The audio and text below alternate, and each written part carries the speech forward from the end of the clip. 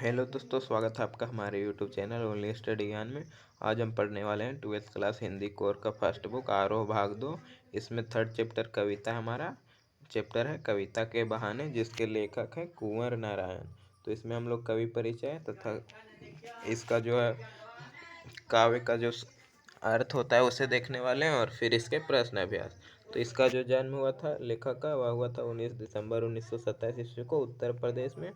मेरे और इनकी प्रमुख रचनाएं की बात करें तो वह है चक्रव्यूह, जो कि 1956 में हुआ था प्रकाशित। फिर अगला परिवेश, हम तुम और अपने सामने और कोई दूसरा नहीं, ये प्रमुख रचनाएं हैं। कहानी संग्रह की बात करें तो इन दिनों कहानी संग्रह और प्रबंध काव्य की बात करें तो आत्मज्ञेयी जो वह प्रबंध काव्य है। कहानी संग्रह यहाँ देखें हम लोग तो आकारों के आसपास, और समीक्षा की बात करें तो आज और आज से पहले, और सामान्य रचना की बात करें तो मेरे साक्षात्कार जो है वह सामान्य रचना इनकी। अब हम लोग प्रमुख पुरस्कार इन्हें क्या क्या मिला वो देख ले।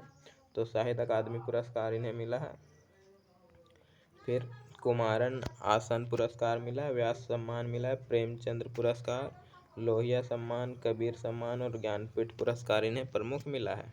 अब हम लोग देख लेते हैं इसका जो प्रसंग है कविता का वह क्या है।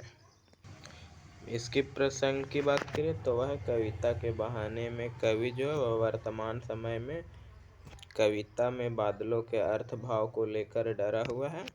ऐसे में कविता बनाने के कई अवसर कल्पना के माध्यम से मिलता है, और कविता के बहाने जो कविता है इसकी तुलना चिड़िया फूल से लेकर बच्चों तक से की गई है। और चिड़ियों की उड़ान जो है सीमित होती है, और फूल का जो होता है समय वह भी निर्धारित होता है। और बच्चे के लिए खेल शिक्षण खेल जो होता है वह क्षणिक आनंद के लिए होता है, यानी कि कुछ समय के लिए। पर कविता की जो उड़ान है वह अनिश्चित हमेशा, यानी कि हमेशा महक देने वाला होता है। यह कभी समाप्त नहीं होता और हमेशा खुशी प्रदान करने के माध्यम होता है जो कविता होता है सो।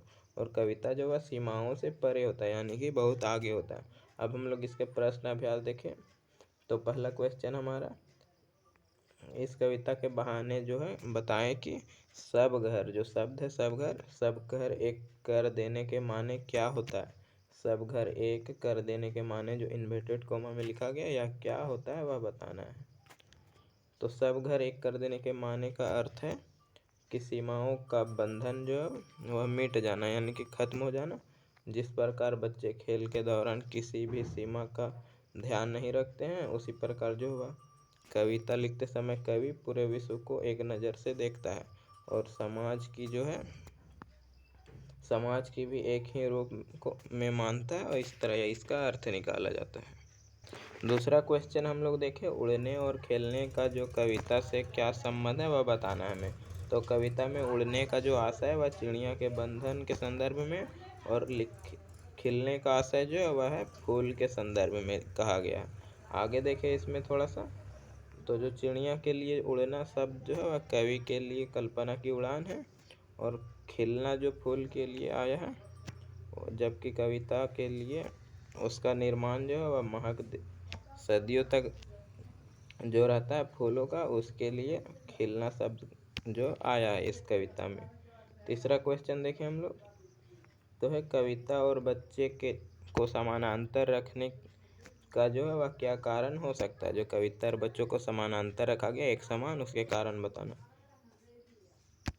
तो बच्चों को कविता के समानांतर रखने के पीछे जो है वह बच्चों के द्वारा खेल में सुधरना या फिर बिगड़ना, मिटाना और फिर से कुछ नया खेल खेलना उसके आनंद के लिए होता है।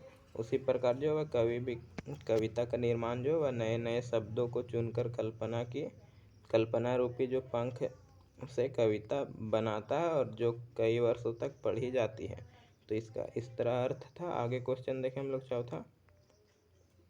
तो क्वेश्चन हमारा है कि कविता के संदर्भ में बिना मुरझाए महकने के माने इसका क्या अर्थ होता है वह बताना है हमें। जो है बिना मुरझाए महकने के माने, तो बिना मुरझाए महकने के माने जो है वह कवि यह बताना चाहते हैं कि कविता कभी भी मुरझाती और कभी नहीं मुरझाती, और ना ही उसकी कभी महक कभी खत्म होती है। और जो कविता है वह अमर होती है, जो पीढ़ी दर पीढ़ी उसका आनंद लेते जाते हैं सभी लोग। और कविता जो है समाज को सुधारने और राह दिखाने के लिए भी ज़रूरी होता है। आगे देखें हम लोग। तो इस तरह यह चैप्टर हमारा समाप्त हुआ। धन्यवाद।